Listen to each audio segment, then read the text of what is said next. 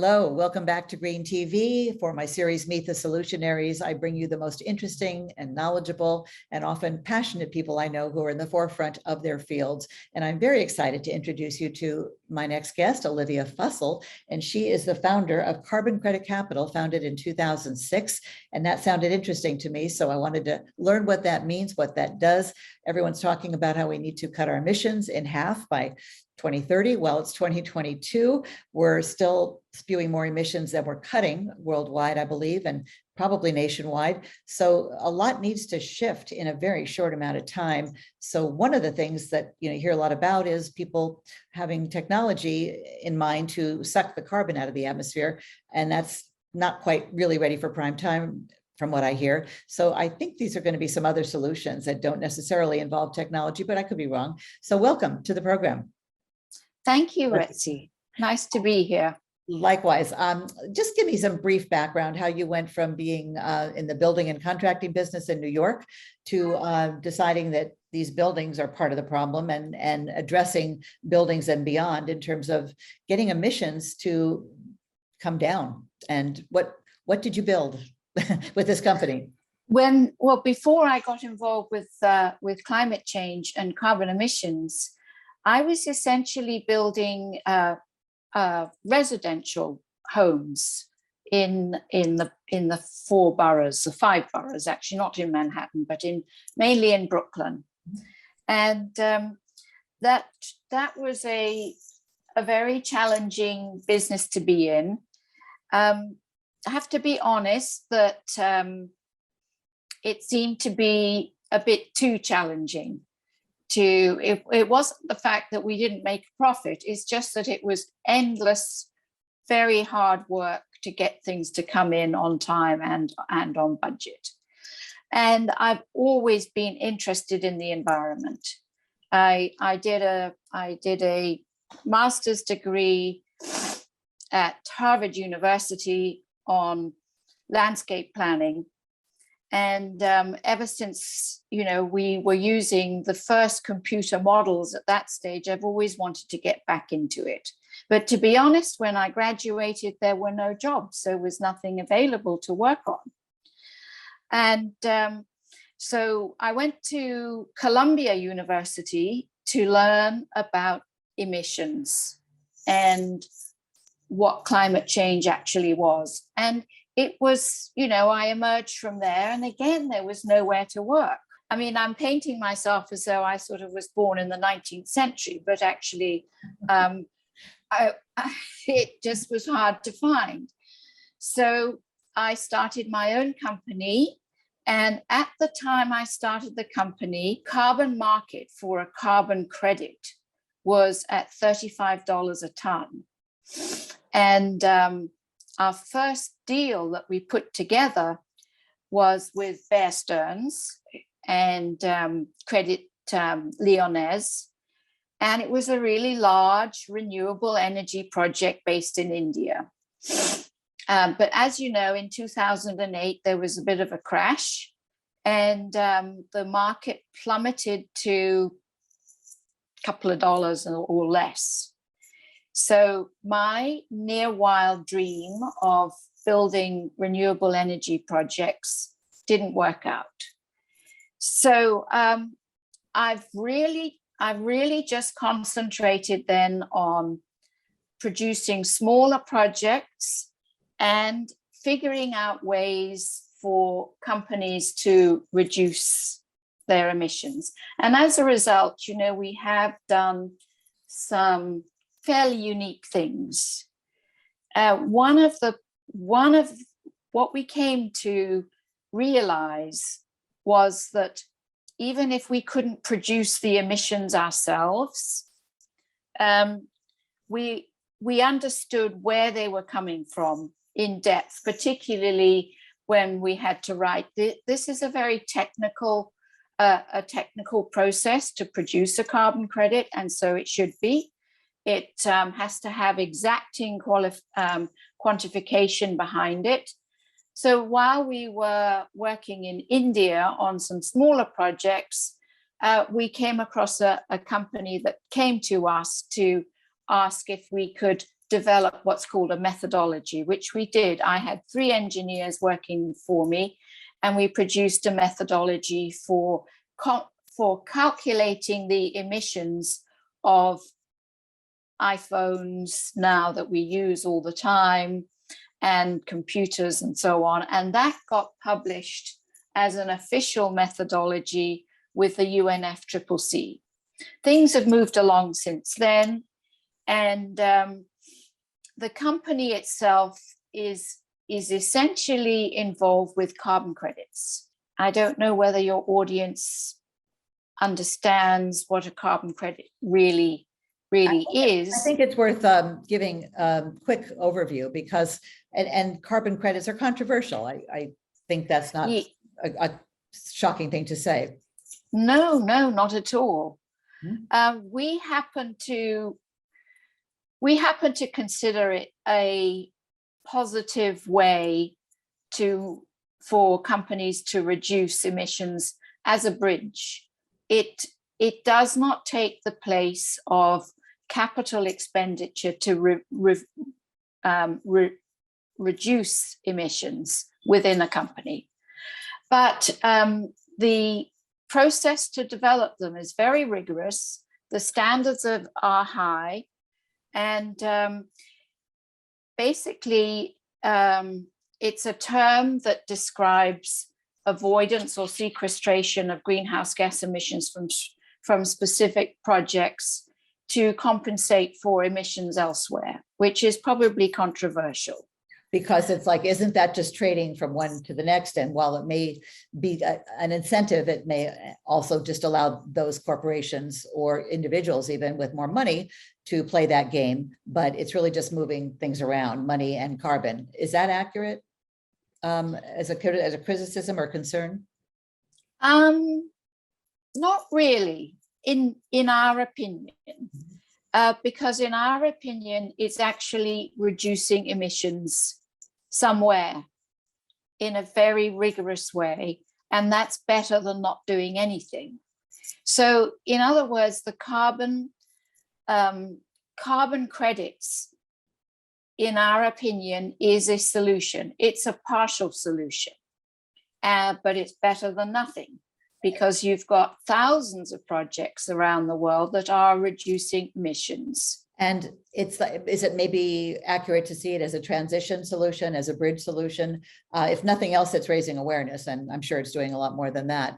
As we learn that we all have to cut our carb, you go on a low carb diet, if you will, from individuals to businesses, yes, to countries. And it's such a monumental, epic task we have in front of us. I think we should, it's not, should we do this or that? It's all of the above. Exactly, Betsy. It's one solution, and it can be part of a potpourri of a number of different ways to do it. But what we're working on now, and have a number of companies involved, is that we're producing our own credits little by little, but we're actually selling credits from other projects. We look at them very, very carefully. And what we've managed to do is get a number of companies actually buying emission credits, voluntary credits, and at the same time we quantify their corporate emissions. There's different ways to do it, different stages to do it, and we reduce them by purchasing credits on their behalf. And this is a way for a company without an enormous amount of capital cost to reduce their emissions. Do you work with fashion companies, the fashion industry? We're starting to. We're starting to. We've got conversations going on with 2 or 3 fashion companies in New York. Yes, that's a big area of interest now, sustainable fashion. And 10 years ago, even I didn't know just what a heavy footprint the manufacturing of clothing creates. And it's not just the carbon emissions, but that's a big part of it, just the materials that get wasted and how much oversupply we have in this country of clothes, and so many other nations, like they'll be happy for our discards. That's another issue, I realize, but I know that that's an area where there's a lot of change that needs to happen. And it's certainly not alone in that, but there's a lot of interest in it because we all need clothes. We all buy clothes, and those who are aware of the climate crisis want to buy clothes that are not disposable. And I know H&M got a lot of criticism for having clothes that were meant to last not a long time, but then they, like Nike, become one of the leaders. They took that bad news and bad image and really are trying to turn it around.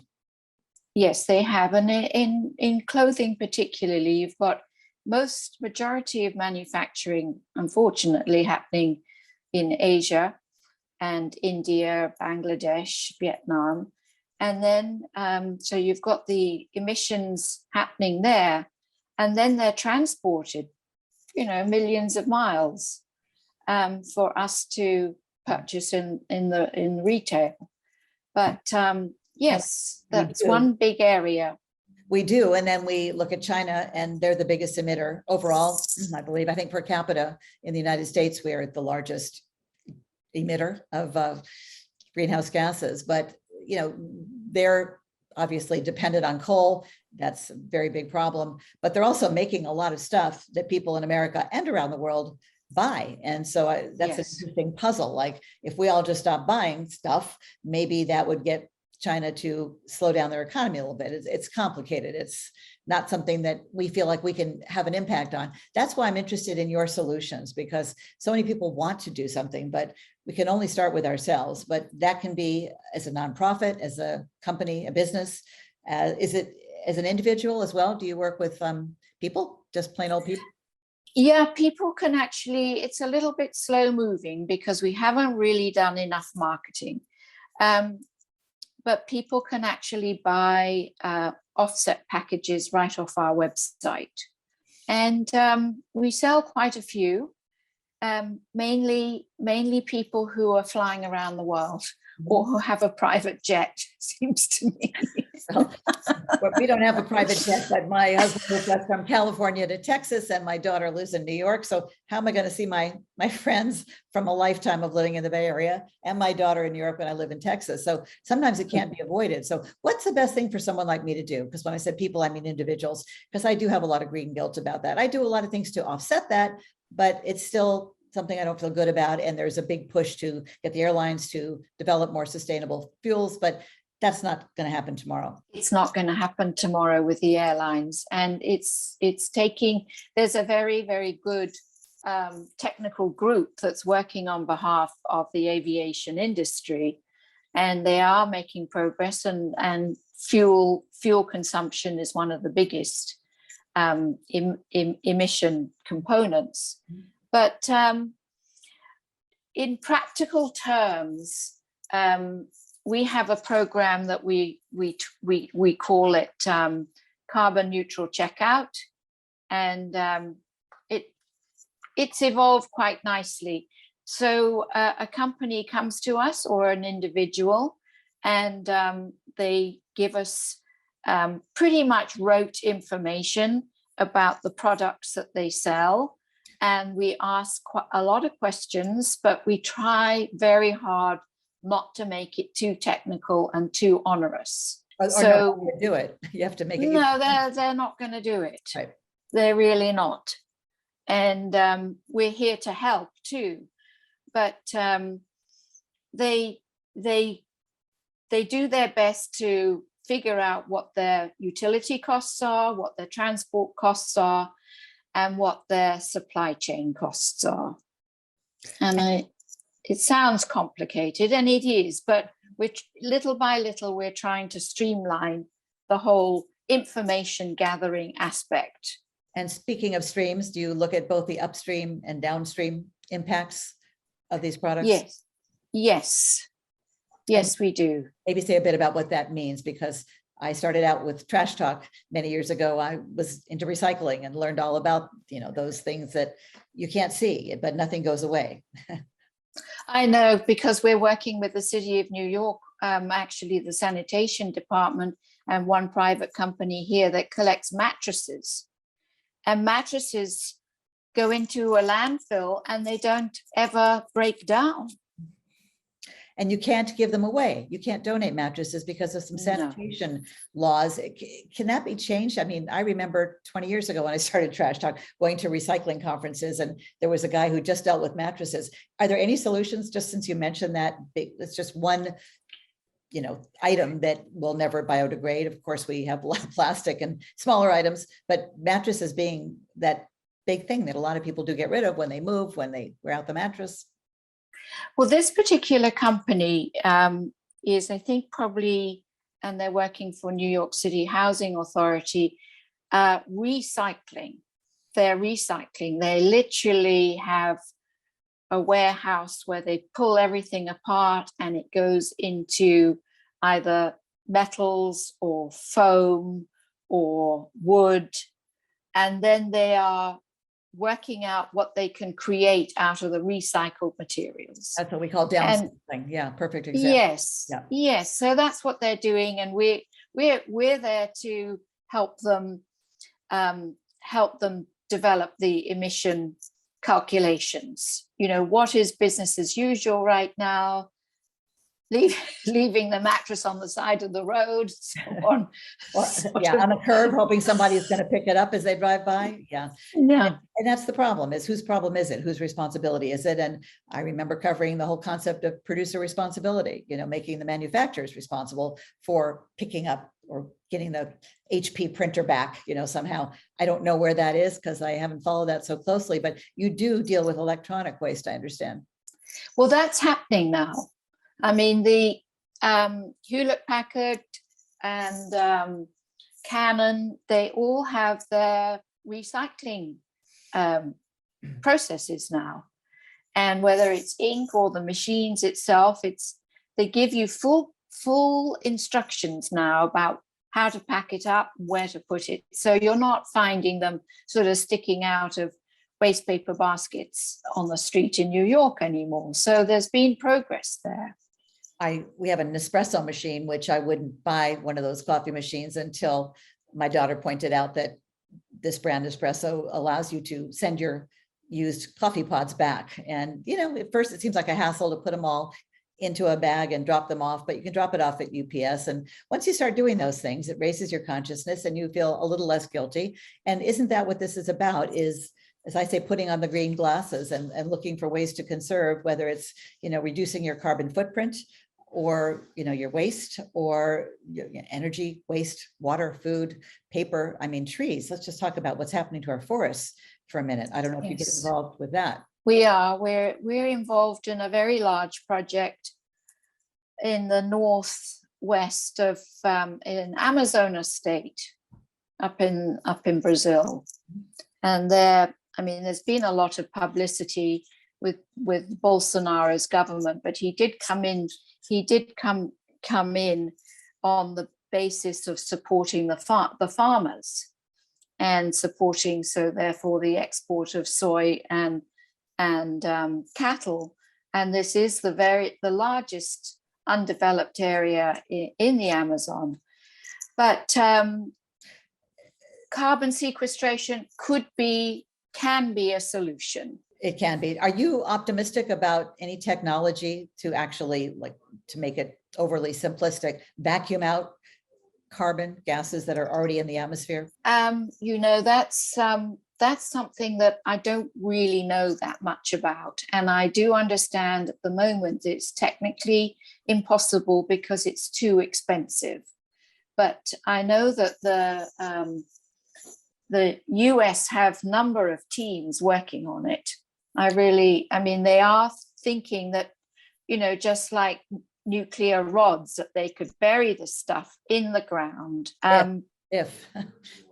If they can, yes. Yeah, it's more wish cycling than recycling some of these, It's wish at the moment. It's wish at the moment. I don't mean to say that it's impossible, but they still don't really have the technology together yet. So is it wishful thinking to think that we can actually cut our emissions in half, get off our gases, as I say, in 8 years, cut them by 50%? That's the goal by 2030. Or is that wishful thinking? and what needs to happen between now and then to even get us to make that U-turn, because I think we're still emitting more than we're reducing. Yeah, I think it's wishful thinking. I hate to be, you know, not very positive, but you know, just look at the oil and gas sector. It's not really helping.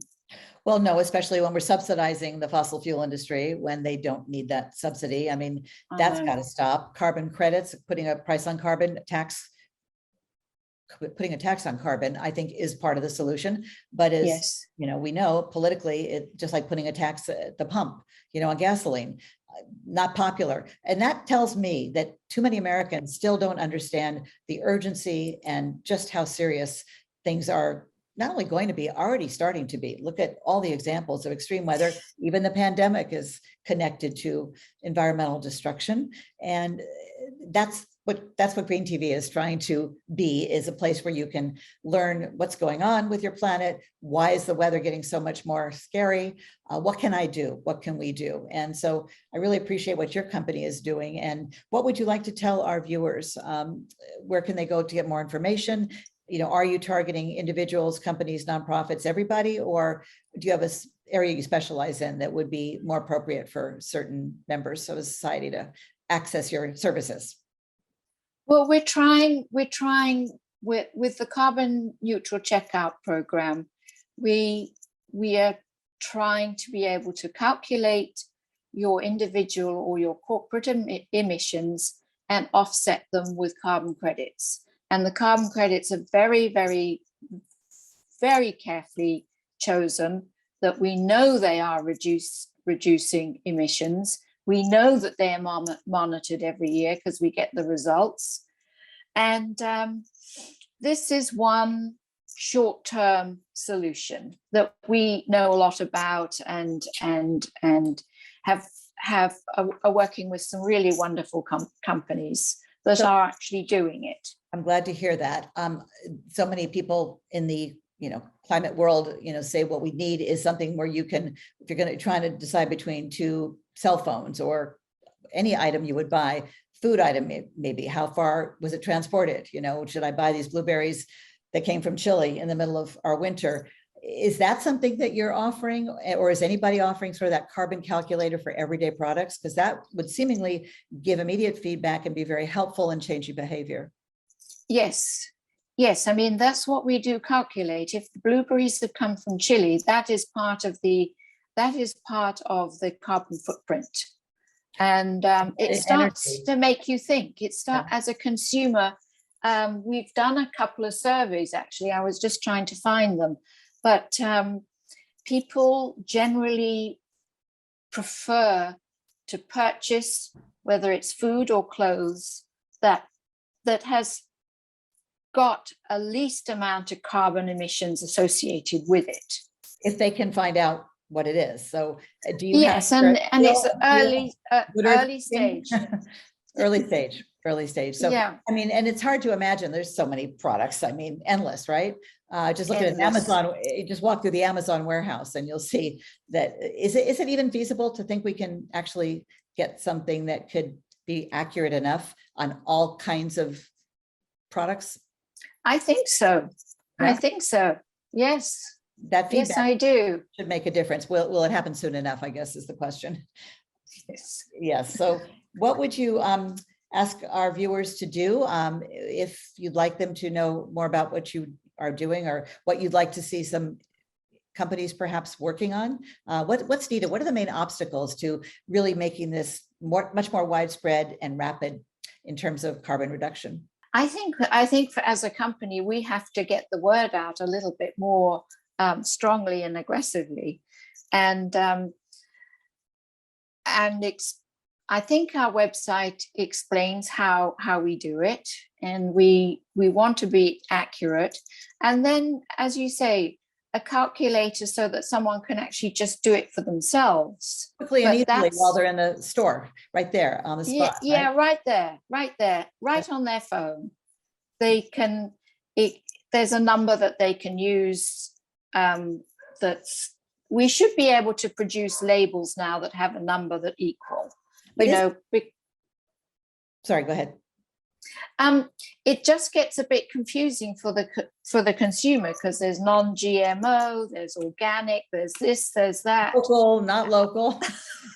I was once in the produce section of a store, and I was trying to decide if I should buy the organic bananas from another country or the local ones that were not organic. And as I said, it was kind of like, oh, I couldn't decide. And I was doing the banana split. I decided I couldn't, and I'm still not sure what the better choice would be. So I was going to ask you, isn't part of the problem our abundance in this country, especially where there's so many brands of so many products, whether it's potato chips or, you know, just batteries. We have almost too much, right? A surplus. So I don't know if anybody's going to be able to calculate the carbon, the greenhouse gas emissions on different, you know, brands, not alone, let alone the actual products themselves. I know we have to be able to do it rote. I mean, not rote, but it has to be a straightforward way to do it, and to do it in huge volume.